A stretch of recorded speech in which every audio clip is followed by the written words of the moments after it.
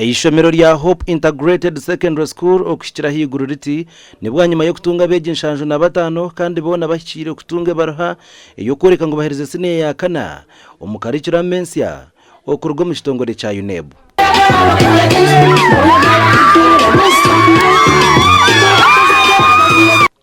Okurugira mukuru w'ishomero rya Hope Integrated Secondary School Kenneth Byakatonda nagira ngo no babire bineme bikubateganisa umukushomesa niyo karicura meji ngo konka beji babasize kwikaje. Tino kwesima munonga nsima rahanga abo gukora ebigezo byo mwaka oguhwire 2024 UCE abana bahikaje tushemerirwe bizambijaje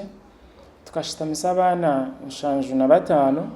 tutwagwisa mwana nomwe abana bahika nturo kusima munonga nsima abazire nsima administration yaha nsima nabana benyina bakozere bizamwe ebyo nagira ngo nshomese NCAG bakagitandikaho kare ngo kanda beje nibiza kushora bari kubasa kwetandikiraho emirime yabo nkabo.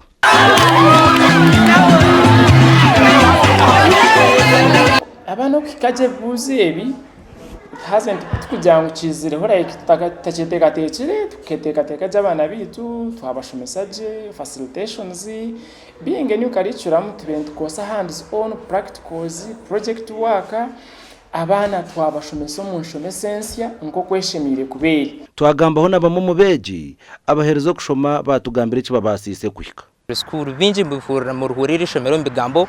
konka kandi conditions za ry'ubuzima they are favorable to us. Shemerwa munonga we izoberi mazima garangati nkushikiriza ngo ninyo wakikora kozire itano na B ina nkabasa kufune chinyezere akambe nyenda kuba engineer kandi ndeba ikimbere nyenda kuba nicyo cyenyine gasha kwa birungira uda